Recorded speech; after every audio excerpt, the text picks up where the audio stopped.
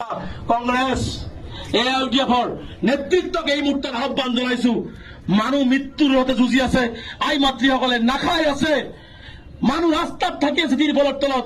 আৰু এই বিপদৰ সময়ত যদি মই বেলেগক দোষাৰোপ নকৰো, মুছলমান যিকেইটা বিধায়ক আছে তেওঁলোকে যদি সঠিক আৰু শুদ্ধভাৱে এই মাতৃসকলৰ, এই বৃদ্ধা পিতৃসকলক নেতৃত্ব দি যদি উচিত ন্যায় হিমন্তৰ পৰা কাঢ়ি আনি দিব নোৱাৰে, তেনেহলে তাৰ পৰিণাম 26ত ভুগিব লাগিব।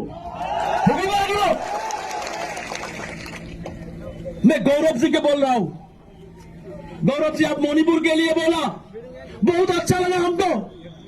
आप पहलगाम लेके बोला, बहुत अच्छा लगा।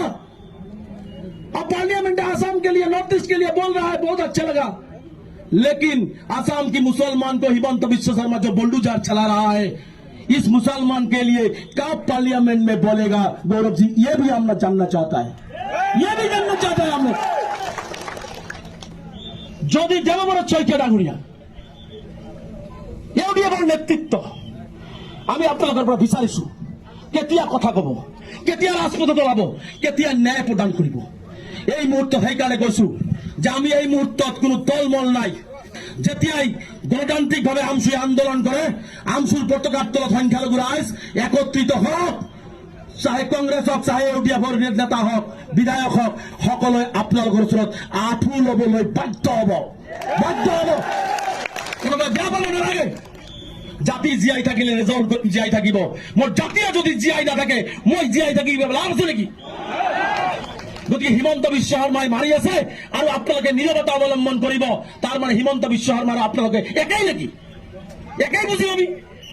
গতিকে মই স্পষ্টভাৱে অসমৰ সংখ্যালঘু ৰাইজক আহ্বান জনাইছো, আমচুৰ আন্দোলন সংবিধান ৰক্ষাৰ আন্দোলন, আমচুৰ আন্দোলন গণতন্ত্ৰ ৰক্ষাৰ আন্দোলন, আমচুৰ আন্দোলন হিমন্ত বিশ্ব শৰ্মা ডাঙৰীয়াই অন্যায়ভাৱে সংখ্যালঘুসকলক অসমৰ মানচিত্ৰৰ পৰা নিক্ষেপ কৰি বুলডোজাৰ চলাই হত্যা কৰি যি অন্যায় কৰি আছে, সেই অন্যায়ৰ বিৰুদ্ধে আন্দোলন।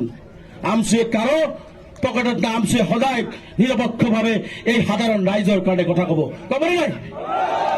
মই হাত জোৰ কৰি আপোনালোকক আহ্বান জনাইছো। আমচুৱে সমগ্ৰ ৰাজ্যজুৰি এই আন্দোলন ঘোষণা কৰিছে।